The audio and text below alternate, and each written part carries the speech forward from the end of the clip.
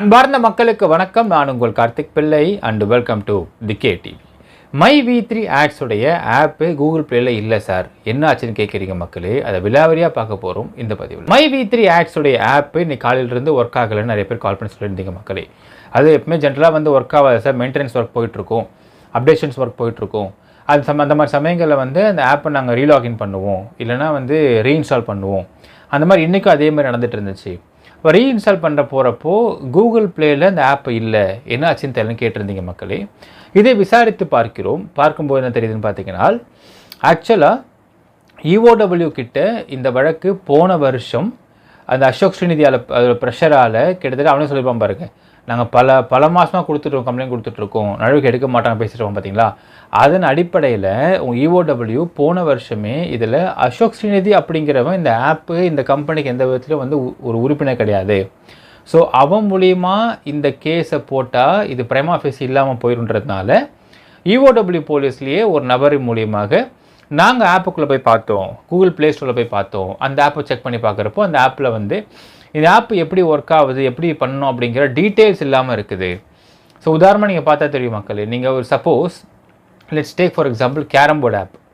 ஒரு carrom board ஆப்பை நீங்கள் உள்ளே லாகின் பண்ணிங்கன்னா கூட அந்த கேரம் போர்டுக்குள்ளே எப்படி இந்த கேரம் போர்டு விளையாடணும் அப்படிங்கிறதுக்கான டிஸ்கிரிப்ஷன்ஸ் இருக்கும், டீட்டெயில்ஸ் இருக்கும். அந்த மாதிரி இந்த ஆப்பில் ஆப் எப்படி ஒர்க் ஆகும் டீட்டெயில்ஸ் இல்லாமல் இருக்குது அப்படிங்கிற அடிப்படையில் அவங்க அந்த ஒரு கம்ப்ளைண்ட்டை அங்கே இருக்கக்கூடிய சப் இன்ஸ்பெக்டரை எழுதி அதை எஃப்ஐஆர் போட்டதாகத்தான் இந்த வழக்கு பதிவு பண்ணப்பட்டுச்சு.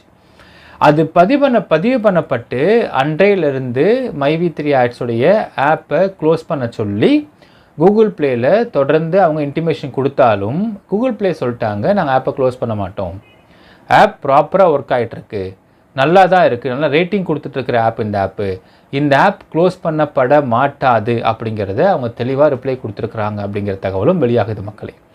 அடுத்தது EOW சென்னைக்கு இந்த வழக்கு மாற்றப்பட்டதுக்கு பிறகும் இது முயற்சி பண்ணப்பட்டது.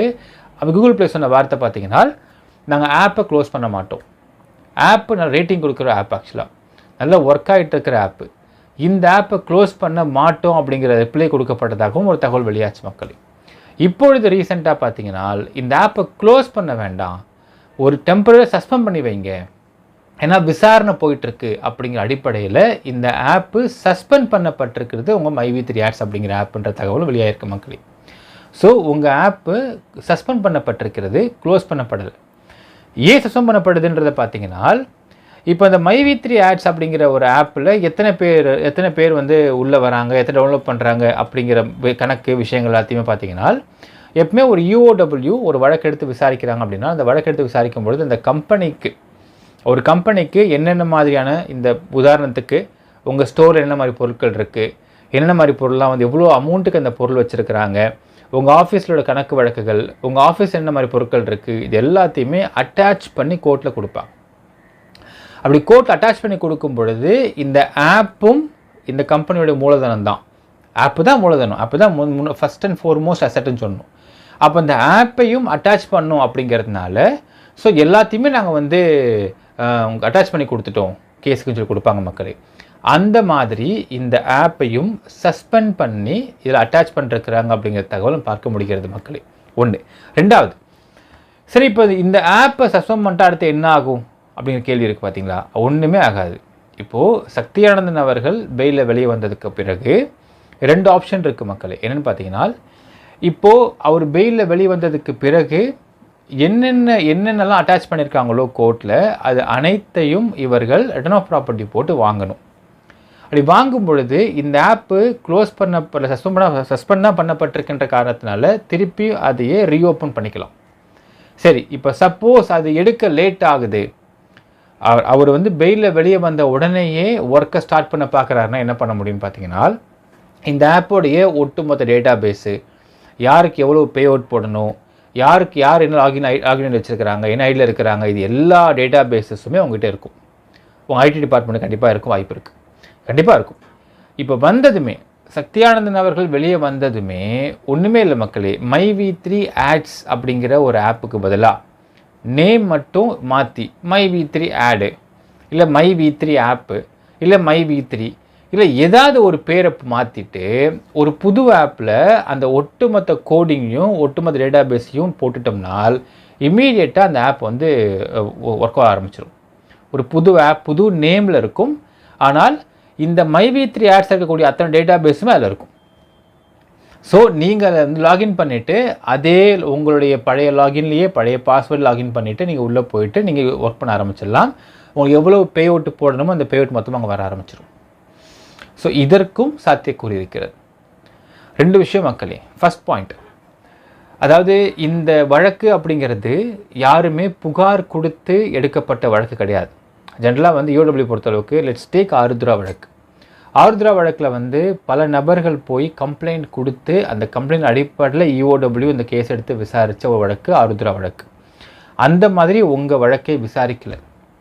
MyV3 ஆட்ஸை பொறுத்தளவுக்கு ஒரு தனி நபர் கட்சி சப்போர்ட்டில் இது வந்து பொய் சொல்கிறாங்க, இது ஃப்ராடு அப்படின்னு அவனோட இன்ஃப்ளூயன்ஸை பயன்படுத்தி, கட்சி இன்ஃப்ளூயன்ஸை பயன்படுத்தி ஒரு வழக்கு போட வச்சுருக்கான்.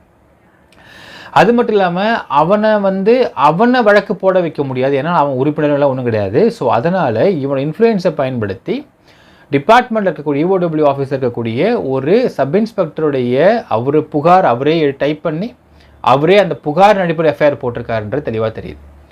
இப்போது நாளைக்கு ஜட்ஜு கேட்டான்னு வச்சுங்க ஒரு வார்த்தை, சரிங்கப்பா ரைட்டு, நீங்கள் இந்த ஆப்பை வந்து மோட்டோவாக எடுக்கிறேன்னு சொல்கிறீங்க, இல்லை நீங்கள் ஆப்பை நீங்கள் செக் பண்ணுன்னு சொல்கிறீங்க, விசாரிச்சிங்க எல்லாம் ஓகே, எல்லாத்தையும் அட்டாச் பண்ணுறீங்க, right okay, what is the complaint வேல்யூன்னு கேட்டார்னு வச்சுக்கோங்க.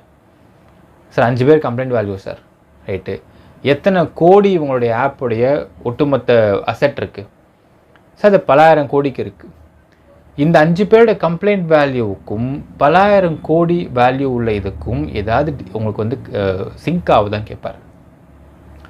இப்போது இது ரொம்ப காலம் என்ன மக்களே, ரொம்ப காலமாகவே இந்த வழக்கு தொடுக்கப்பட்ட காலத்திலிருந்தே இந்த ஆப்பை வந்து க்ளோஸ் பண்ணிட்டா கம்ப்ளைண்ட்ஸ் அதிகமாக வரும், அப்படி வந்ததுன்னா இந்த ஆப்பை ஒட்டுமொத்தமாக முடக்கி விட்டுடலாம் அப்படிங்கிற அடிப்படையில் தான் இந்த வழக்கு EOWக்கு இன்ஃப்ளூயன்ஸால் தொடுக்கப்பட்டது. ஆனால் இவ்வளவு தூரம் சக்தி ஆனந்தன் அவர்கள் இதை ஃபஸ்ட்டு ஒரு விஷயம் எங்கே அவங்களுக்கு மிகப்பெரிய அடின்னு பார்த்தீங்கன்னா, ஏபி அப்ளை பண்ண சக்தி ஆனந்தனே ஏபி கிடைக்கல, கிடைச்ச உடனே கொஞ்சம் கூட யோசிக்க வேறு போய் சரண்டர் ஆகிட்டார். சரண்டர் ஆகிறதுக்கு முன்னாடி உங்களுக்கு ஒரு வீடியோவும் போட்டு போய் சரண்டர் ஆகிருக்கார். நான் 2 மாதத்துக்குள்ளே வந்துடுவேன், அது கம்பெனி ரன் பண்ணுவேன், கம்பெனி நடத்தாமல் விட மாட்டேன்னு சொல்லிட்டு ஒரு உத்தரவாதம் கொடுத்துட்டு போய் சரண்டர் ஆகிருக்கார்.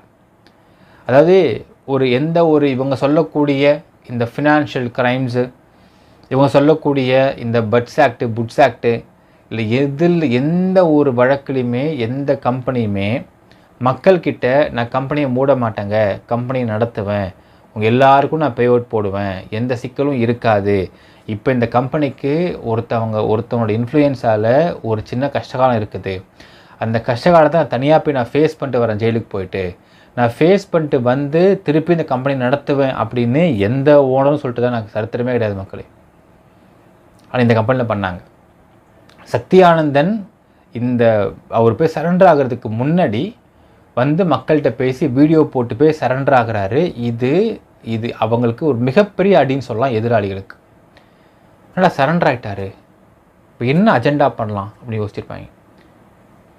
ஸோ உங்கள் எம்டி போய் சரண்டர் ஆகிருக்காரு அப்படிங்கிறதே இந்த கம்பெனியை இழுத்து மூடுவதற்கு போய் சரண்டர் ஆகலை, நடத்துவதற்கு போய் சரண்டர் ஆகிருக்காரு. இப்போ இந்த ஆப்பை வந்து சஸ்பெண்ட் பண்ணியிருக்கிறது அப்படிங்கிறது இதை வச்சாவது கம்ப்ளைண்ட்ஸ் வருமா, வெளியே வருவாங்களா அப்படிங்கிறதுக்கான ஒரு லாஸ்ட்டு பிரம்மாஸ்திரம் மாதிரி. இந்த பிரம்மாஸ்திரம் அவங்க ஏகிறாங்கனால் இதற்கு நீங்கள் உங்கள் கம்பெனிக்கு ஆதரவாக நிற்க போகிறீங்களா, இல்லை நீங்கள் அவங்களுக்கு ஆதரவாக நின்று இந்த கம்பெனியை திவாலாக்க பார்க்க போகிறீங்களா அப்படிங்கிறது உங்கள் நான் விட்டுற மக்களை. ஏன்னால் இவ்வளவு நாட்கள் உங்களுடைய பொறுமை இருந்தது. ஒரு 2 ஆஸ்பெக்ட் தான். ஃபஸ்ட் ஆஸ்பெக்ட்டு, இந்த கம்பெனி இழுத்து மூட நினைக்கிறவங்க ஆட்டோமேட்டிக்காக ஏபி அப்ளை பண்ண மாட்டாங்க, ஒன்றும் பண்ண மாட்டாங்க, தலைமறைவாகி எஸ்கேப் ஆகிருப்பாங்க வெளிநாடுகளுக்கு. ஆனால் அவங்க எம்டி எஸ்கேப்லாம் ஆகலை, போய் சரண்டர் ஆகிறாரு. நீங்கள் அங்கேயே புரிஞ்சுக்கலாம் இந்த கம்பெனி நடத்த தான் பார்க்குறாங்க, முடக்க பார்க்கல, மூட பார்க்கலன்றது. அப்போ அப்படிப்பட்ட கம்பெனியில் நிறைய பேர் நீங்கள் பெனிஃபிட் அடைஞ்சிருக்கிறீங்க, பணம் வாங்கியிருக்கிறீங்க, சம்பாரிச்சிருக்கிறீங்க. சில பேர் இப்போ ரீசெண்டாக அவங்க வந்து போட்டிருப்பாங்க, இது ஐடி போட்டிருப்பாங்க, அவங்களால பேமெண்ட் ப்ரொசஸாக எடுத்துருக்க முடியாது.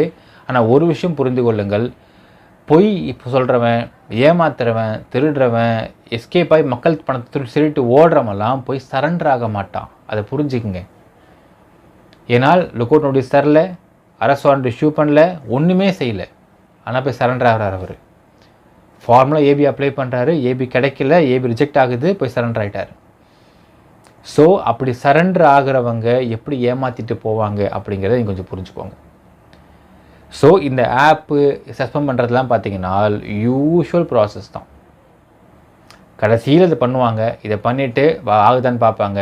அப்பயும் மக்கள் கம்ப்ளைண்ட்டு வரல அப்படின்றதுமே கோர்ட் சொல்லுவாங்க, ஏன் நீங்கள் எல்லாத்தையும் பண்ணிட்டீங்க, அந்த கம்பெனி இவ்வளோ தூரம் நீங்கள் கஷ்டப்படுத்தி பார்த்துட்டீங்க, கம்ப்ளைண்ட் வேல்யூ ஒன்றுமே இல்லை, அப்போது எப்படி இந்த கம்ப்ளைண்ட் தப்புன்றிருக்கு நீ சுவமோட்டோ எடுத்து பார்த்த, எவன் சொல்லி நீ பார்த்த, யார் சொல்லி நீ பார்த்த அப்படிங்கிற நீதிபதி கேள்வி கேட்பதற்கு அதிக வாய்ப்பு இருக்கிறது. அப்படி கேள்வி கேட்கும் பட்சத்தில் இதில் யார் புகார்தாரர், எந்த சப் இன்ஸ்பெக்டர் புகார்தாரர் அப்படிங்கிறதை பார்ப்பார்கள். அவர் ஏன் இந்த புகாரை போட்டார், எப்படி போட்டார் அப்படிங்கிறதை கோர்ட்டு பார்க்கும். அப்பொழுது இந்த ஃப்ராடு அசோக் ஸ்ரீநிதி மாட்டுவதற்கு 200% வாய்ப்பு இருக்குது. சார் பொலிட்டிக்கல் ப்ரெஷர் சார், வந்து 999 இருந்தான் சார், நாங்கள் செக் பண்ணுறதுக்கு பார்க்கலான்னு பார்த்தோம், ஆனால் இப்படிப்பட்ட ஒரு நல்ல கம்பெனியை நாங்கள் அசிங்கப்படுத்திட்டோம் அப்படின்னு இந்த கேஸ் டோட்டலாக மைவி3 ஆர்ட்ஸ்க்கு ஃபேவராக மாறுவதற்கு எல்லா முகாந்திரமும் இருக்கிறது மக்கள். ஸோ இதான் கடைசி பிரம்மாஸ்திரம் அவங்க போட்டு பார்க்குறாங்க. சஸ்பெண்ட் தான் ஆகிருக்கு, இதனால் ஒன்றும் நடக்க போகிறது கிடையாது. உங்களோட மொத்த டேட்டா பேஸு, கோர், எல்லா டீட்டெயில்ஸு, உங்கள் ஐடி, பாஸ்வேர்டு, ப்ளஸ் நீங்கள் எவ்வளோ பேஅவுட் உங்களுக்கு தரணும், இது எல்லாத்தையும் உங்கள் டேட்டா பேஸ் வச்சுருப்பாங்க. ஒன்ஸ் அவங்க பெயிலில் வெளியே வந்ததுமே இந்த பழைய ஆப்பையே அவர்கள் ரிஜெனுவேட் பண்ணுறதுக்கும் வாய்ப்பு இருக்கிறது. இல்லைப்பா சென்டிமெண்ட்லாம் இந்த ஆப்போடைய நேம் எங்களுக்கு வந்து இது மாதிரி பிரச்சனை இருக்குது, மைவி3 ஆட்ஸ் அப்படின்ற விஷயம் நல்லா போயிட்டு இருந்த கம்பெனி இப்படி திருஷ்டி மாதிரி வந்துருச்சு, வெளியே வந்ததுக்கு பிறகு ஏன் திரும்ப நம்ம அதே நேமே எடுக்கணும், மைவி3 ஆட்னு வச்சுக்கலாம், இல்லை மைவி3 ஆட்ஸ்னு வச்சுக்கலாம், இல்லை உங்களுடைய அந்த ஒரு கோட் இருக்கும் பாருங்கள் மக்களே, V3ன்றதுக்கு வாழ வைத்து வாழ், அது கூட வச்சுக்கலாம். உங்களுடைய நேமை மட்டும் மாற்றி வித்தின் ஹவர்ஸில் மைவி3 ஆட்ஸ் இந்த மொத்த டேட்டா பேஸு, மொத்த கண்டென்ட்டையும், மொத்த சாஃப்ட்வேரையும் இங்கே இறக்கி ஒரு புது ஆப்பை கொண்டு வருவதற்கு வித்தின் மினிட்ஸில் பண்ணிடலாம். அப்படி பண்ணி அவர் வெளியே வந்த அடுத்த நாள் நீங்கள் ஒர்க் பண்ணுறதுக்கும் வாய்ப்பு இருக்கிறது மக்களே. So the ball is in your court மக்களே. உங்களை வாழ வைத்து வாழ்ந்துக்கிட்டு இருந்த, இல்லை உங்களை வாழ வச்சு அவங்க வாழ்ந்துக்கிட்டு இருந்தால், இல்லை நீங்கள் வாழ வச்சு நீங்கள் வாழ்ந்துக்கிட்டு இருந்த அந்த ஒரு கம்பெனிக்கு எதிராக நீங்கள் போக போகிறீங்களா, இல்லை இந்த கம்பெனி எதிராக பண்ண ஒருத்தவனை இதுதான் கடைசி பிரம்மாஸ்திரம் நீ போட்டல, இதை வச்சே ஒன்று அழிக்கிறோம் பாடுறா அப்படின்னு எப்படி நான் சொல்கிறேனால், இது வரைக்கும் அவங்கள் தேடி தேடி தேடி தேடி தேடி கலெக்ட் பண்ணது 5 கம்ப்ளைண்ட். அதில் வந்து சொர்ணம் பேபி 2, மற்ற மொழி அவங்க செட்டப்பு, ஏன்னா அவங்க ஒரே சமூகத்துக்காரங்கன்ற தகவலும் சொல்கிறாங்க. ஸோ இந்த 5 கம்ப்ளைண்ட்டை தாண்டி இந்த ஆப்பு சஸ்பெண்ட் பண்ணதுக்கு பிறகும் ஒரு கம்ப்ளைண்ட் எச்சா வரலடா, அப்போ இந்த கம்பெனி இவ்வளோ கரெக்டாக நடந்துக்கிட்டு இருந்திருக்கு அப்படிங்கிறது கோர்ட்டுக்கு நீங்கள் ப்ரூவ் பண்ணிட்டீங்கனால் ஆட்டோமேட்டிக்காக எல்லாமே ஃபேவராக வரும் மைவி3க்கு. அப்போ இந்த கம்ப்ளைண்ட்டை யார் கொடுத்தது அப்படிங்கிற ஒரு விஷயம் வரும். அப்போ ஒரு சப் இன்ஸ்பெக்டர் தான் அந்த கம்ப்ளைண்ட் எழுதி பண்ணியிருக்காருனால் அந்த சப் இன்ஸ்பெக்டருக்கு யார் இன்ஸ்டிகேட் பண்ணது அப்படின்னு வரப்போ அவர் சொல்கிறார் ஓப்பனாகவே, ஆமாங்க இங்கே பாமக பிரஷருங்க, இந்த வந்தாங்க வந்து சொல்லிட்டே இருந்தான், டார்ச்சருங்கன்னு சொல்லிடுவார். அப்போது அந்த இடத்தில் அசோக் ஸ்ரீநிதியை சூ பண்ணுவதற்கும் உங்கள் கையில் தான் இருக்குது. நீங்கள் சொன்னீங்களே 7000 கம்ப்ளைண்ட் நான் கொடுத்தேன் நடக்கலையான்னு சொல்லிட்டு, நான் சொன்ன பாருங்கள் மக்களே, நீங்கள் கொடுத்த கம்ப்ளைண்ட்லாம் வீணாக போகாதுங்க.